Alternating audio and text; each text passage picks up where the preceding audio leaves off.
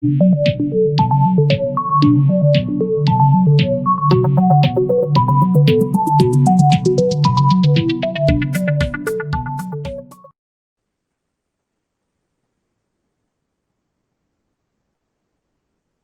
buenas tardes a todos y todas aquellos que nos escuchan. Yo soy el arquitecto Luis Vadillo Lozano, decano de la Escuela de Arquitectura y Diseño de la Pontificia Universidad Católica de Puerto Rico. Y estoy con ustedes como todos los viernes de 5 a 6 de la tarde hablando de arquitectura, deseándoles a todos que se encuentren bien y en salud y recordándoles que Dios nunca nos abandona. Como siempre les digo, ustedes no han vivido ni vivirán un solo día sin arquitectura. Estamos siempre rodeados, protegidos y acompañados por arquitectura, y así será por el resto de nuestras vidas. Este programa compartirá con ustedes conocimientos de la profesión, aquellos que les sirvan para evaluar, observar, saber exigir y saber apreciar la buena arquitectura. Comparte conmigo como mantenedora del programa la arquitecta Pilarín Ferrer Vizcasilla, profesora y coordinadora de nuestra escuela y expresidenta del Colegio de Arquitectos y Arquitectos Paisajistas de Puerto Rico. Pilarín, buenas tardes. Buenas tardes, Luis, y buenas tardes a toda nuestra radioaudiencia. Nuevamente espero todos se encuentren bien en lo que esta cuarentena acaba de pasar. Pilarín, como arquitecto vivo sorprendido la frecuencia con la que mucha gente con las que converso se refieren de manera negativa hacia lo que ellos llaman arquitectura moderna. No sé si a ti te ha sucedido, pero a mí me ocurre con frecuencia que al identificarme como arquitecto, son muchas las personas que me indican que quieren hacerme una pregunta y me dicen, ¿por qué la arquitectura moderna es tan fea?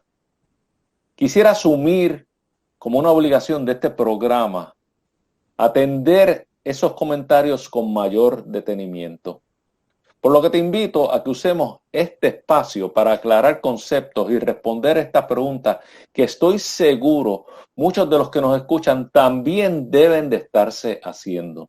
Es decir, planteando tan crudo como me lo plantean a mí, ¿por qué la arquitectura moderna es tan fea? Definitivamente me ha sucedido lo mismo. Y sí, la arquitectura moderna es distinta. Me atrevería a decir que algunos no le tienen mucho cariño y no entienden por qué los arquitectos la defendemos tanto. La distinguen sus líneas sencillas, el poco ornamento, es muy rica en el uso de materiales y pienso que puede ser que algunos hasta la encuentren fría. Lo cierto es que detrás de esas fachadas y estructuras hay pensamiento y análisis. Una buena parte de sus estrategias de diseño fueron el resultado de una búsqueda educada para resolver un problema recurrente en la historia de la humanidad. Es curioso, a veces las cosas nos parecen caprichos o el antojo de alguien de hacer algo distinto sin motivo o razón. Nada mejor que buscar y aprender el porqué de las cosas para entender qué llevó a alguien a reaccionar o moverse en una dirección particular. La arquitectura moderna es para algunos un enigma, pero curiosamente es mucho más que esa famosa frase, less is more. Espero que en este programa nos dé tiempo a presentarle a nuestros radioescuchas un pedacito de esa fascinante historia, de un movimiento dentro de la arquitectura que nos cambió para siempre y que hoy se hace tan relevante. Pilarín, tengo mis sospechas que un programa no será suficiente. La verdad es que la arquitectura del periodo moderno requiere más explicación de lo que muchos sospechan, pero estoy seguro que resultará fascinante y de gran interés para aquellos que están conectados con nosotros. A mí me parece que es imprescindible empezar a aclarar qué es la arquitectura del periodo moderno. Vamos a decir que muchos la confunden con la arquitectura contemporánea. La arquitectura contemporánea es aquella arquitectura que estamos haciendo al momento. La arquitectura del periodo moderno es una arquitectura que ocurrió entre principios del siglo XX hasta la década de los 70 del siglo XX, del pasado siglo. Ese es el periodo comprendido en esas décadas, el periodo que se conoce como arquitectura moderna. La arquitectura moderna es una reacción y es un resultado, ambas cosas, a lo que ocurrió a finales del siglo XIX con la revolución industrial. Reacción, sí, porque la revolución industrial trae consigo una serie de características en las que vamos a abundar posteriormente, que la arquitectura moderna y crea una serie de problemas sociales y habitacionales y de salud incluso, que la arquitectura moderna intenta entender. Pero la arquitectura moderna, además de intentar entender y atender esos problemas creados o esas situaciones creadas por la revolución industrial, la arquitectura moderna también adquiere mucho de ese nuevo vocabulario industrial que surge de las grandes naves y de esas grandes naves de producción y de esa franqueza en el uso de los materiales y esa limpieza en el uso de las formas. O sea que un poco toda esa nueva construcción inspira a los arquitectos del momento. Ciertamente, uno de los factores que ocurre, y tenemos que entenderlo de esta manera, es que la arquitectura moderna o del periodo moderno, es quizás la más abundante de todos los periodos. Se dice que en el siglo XX el ser humano construyó más que todos los siglos anteriores sumados. Quiere decir que hay una gran abundancia de esta arquitectura. Al haber gran abundancia de esta arquitectura y al ser tan reciente, llega a nosotros mucha arquitectura buena de ese periodo, pero también llega mucha arquitectura no tan buena o mediocre. Y entonces somos injustos al juzgarla sin darnos cuenta que en realidad aquellos objetos o aquellos edificios que sobreviven de periodos anteriores, aquellos que viven enamorados, por ejemplo, del gótico, del renacimiento o del neoclásico o del Art Nouveau, todos esos periodos producen muchos edificios, pero los que llegan a nosotros son los mejores, los que sobreviven, los que la humanidad ha decidido conservar. O sea que nosotros estamos constantemente comparando, al referirnos a la arquitectura del periodo moderno, estamos comparando edificios, muchos de los cuales son meramente utilitarios, con las grandes obras del pasado. Y eso es enteramente injusto. Hay grandes obras del periodo moderno que están respaldadas por grandes ideas y por grandes conceptos y producidas por grandes arquitectos. O sea, eso es lo primero. Hay una abundancia que nos la hace excesivamente familiar, muy común, demasiado de muy cercana, como para nosotros respetarla. Eso es un asunto que todos debemos de entender. Eso no incide en la calidad de la arquitectura, incide en la actitud nuestra hacia el objeto construido. Por otro lado, tenemos que entender que la arquitectura del periodo moderno es como es limpia en su ornamentación y es franca en su uso de materiales precisamente, y lo mencionaba anteriormente, porque como resultado de la revolución industrial que produce ciudades tan contaminadas, el ser humano, además de sufrir de una serie de pandemias e enfermedades de las que vamos a abundar posteriormente, precisamente por esa falta de salubridad, el ser humano también le huye a ese ambiente recargado que era difícil de mantener y difícil de limpiar. Esos edificios llenos de decoración que hoy en día nosotros apreciamos tanto, en el pasado, en su momento, eran edificios difíciles de mantener y créanme, en ese momento no lucían tan atractivos como lucen ahora. Esto me lleva a un punto y a una expresión que a mí me gusta decir, y es que la arquitectura del pasado o cualquier objeto del pasado es mejor en el presente de lo que fue en su momento. Y me voy a detener aquí por un instante. Cuando nosotros vamos a nuestras ciudades o a grandes ciudades, cuando nosotros visitamos a Ponce o al viejo San Juan, nosotros las encontramos arquitectura y encontramos las ciudades bellas, hermosas, y su arquitectura la encontramos atractiva y más humana.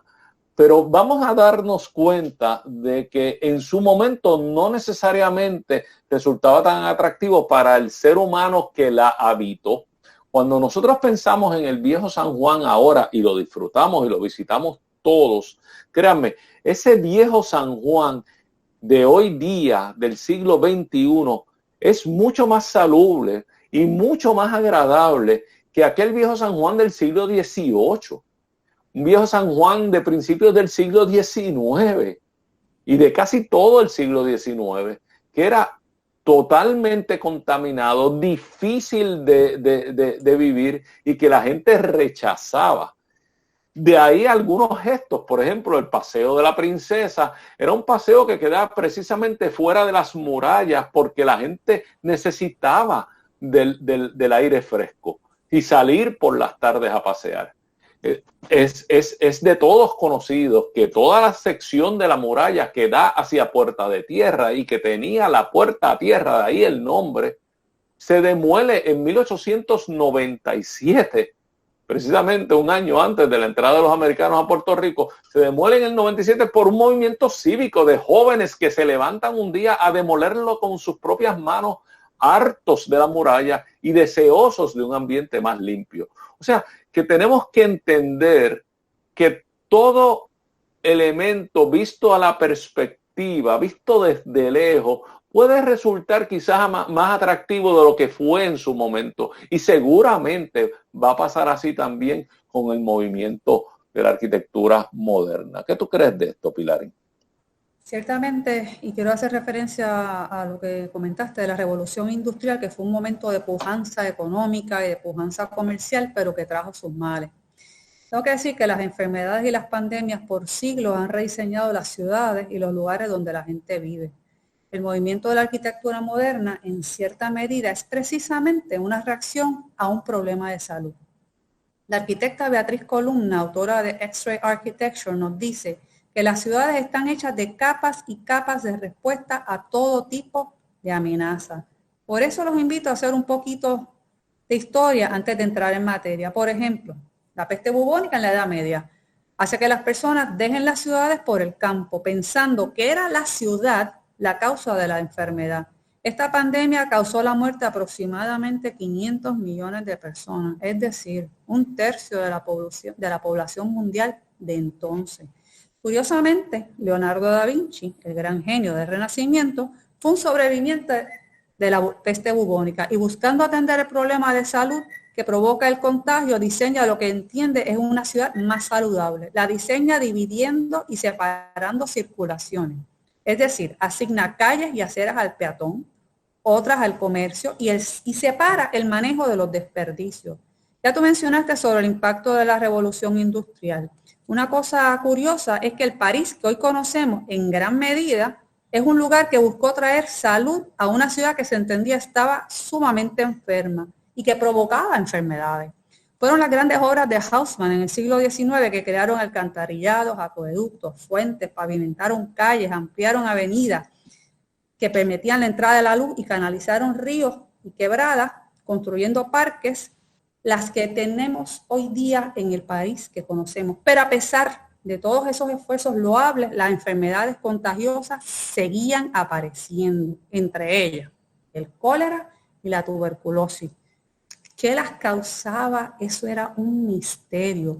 Según la creencia medieval, el llamado miasma, se pensaba que era algo que viajaba en el aire sucio. Miren la palabra sucio, hay que poner atención a esto. No se pensaba que eran enfermedades que se transmitían de una persona a otra. El siglo XIX tuvo 6 pandemias de cólera. El descubrimiento del bacilo en 1882 da paso al movimiento sanatorio en Europa y en Estados Unidos. De momento, La cura de los males que aquejaban a la sociedad, que atacaban a tantos, aparenta no estar en un frasco, ni en una pomada, ni en un jarabe. Estaba en la arquitectura. ¿En dónde? En espacios bien ventilados, soleados, de grandes ventanales y con grandes terrazas con vista a la naturaleza. Aparecen como un nuevo género arquitectónico y revolucionan el mundo del diseño a nivel institucional y residencial. Los lugares y ambientes a donde la gente va para sanarse cambian radicalmente. Ahora son lugares para aislar, albergar y tratar pacientes. Espacios libres de gérmenes, con énfasis en estricta higiene, amplia exposición al sol y al aire limpio. En la medicina del momento no se hallaba la cura de estos males. El tratamiento era puramente ambiental. El bienestar y sanación lo estaba proveyendo la arquitectura. Estos ambientes y lugares clínicos, limpios, claros, bien ventilados, libres de patógenos, fácil de limpiar y mantener, fueron en gran medida parte de la inspiración para la arquitectura moderna, que identificó en ellos un nuevo norte y una filosofía de diseño. La terrible influencia injustamente atribuida a España, que ocurre entre 1918 y 1920, combinada con la devastación de la Primera Guerra Mundial, es lo que anima el genio creativo de mentes como la de Walter Gropius, Mies van der Rohe, Alvar Aalto, Le Corbusier y Richard Neutra, entre otros, a pensar fuera de la caja y a buscar soluciones arquitectónicas a los males que entonces golpeaban de manera despiadada a la sociedad. La humanidad se enfrentaba, como nos enfrentamos hoy, a un enemigo invisible, que se creía se escondía en los lugares oscuros, en la suciedad, en sitios que permiten que el polvo se acumule. La respuesta arquitectónica del movimiento moderno fue diseñar lugares en extremo pulcro, despejados, con espacios inmobiliarios aerodinámicos y fácil de limpiar. Edificios y muebles levantados del piso para que no se pudiera acumular sucio, por ende eliminando potenciales focos de contagio. Lugares que eran en extremo física y simbólicamente libres de enfermedades y contagios. Limpios física y simbólicamente. Esto es importante entenderlo. La reacción a esa falta de salubridad y el temor a esas pandemias horribles, la tuberculosis que acompañó al ser humano durante todo el siglo XIX, la cólera que no sabíamos cómo combatirla, pero que entendíamos, creíamos y funcionaba en efecto los espacios limpios, despejados, bien aireados, hizo que la arquitectura fuese diferente, más sencilla, que acumulara menos polvo, pero además tenía que aparentarlo, tenía que entusiasmar al ser humano, tenía que ser algo que fuera completamente diferente a todo aquello que levantaba tantos malos recuerdos. ¿Y ustedes saben qué es lo que levantaba tantos malos recuerdos? Precisamente los edificios de esos momentos históricos del pasado que nosotros apreciamos hoy y que la llamamos, porque si algunos llaman la arquitectura del periodo moderno fea, quiere decir que identifican la arquitectura de periodos anteriores como arquitectura bonita o arquitectura atractiva. Todo esto para ponerlo en términos simples. Pues créanme, las personas, el ser humano del siglo XIX y principio del siglo XX no compartía esa idea con ustedes. La arquitectura del periodo moderno fue una verdadera revolución. Si la arquitectura es el escenario donde el hombre se desempeña, el hombre moderno, ese hombre nuevo del siglo XX necesitaba un escenario diferente, un escenario que atendiera las dificultades y los retos que tenían ellos y que los sacaran definitivamente de aquellas condiciones que tanto temor les creaba. De ahí que empiezan a surgir los movimientos que tú bien mencionas, Pilarín, y a principios del siglo XX, de hecho, en el 1919, se funda una gran institución, una escuela de diseño y arquitectura en Alemania que se conoce como el Bauhaus y que habrá de cambiar todo el enfoque del diseño arquitectónico y del diseño industrial durante el resto del siglo. Esta escuela de arquitectura fundada por Walter Gropius y donde también participó Mies van der Rohe va a ser un punto de cambio en lo que es el diseño de ahí en adelante. Pero se nos ha acabado el tiempo de esta primera mitad. Obviamente vamos a ocupar la segunda mitad, lo recogeremos donde lo hemos dejado hasta ahora. No se retire nadie, créanme, tenemos mucho material que cubrir. Pilarín, nos vemos en unos minutos. Esto es Arquitectura en Blanco y Negro.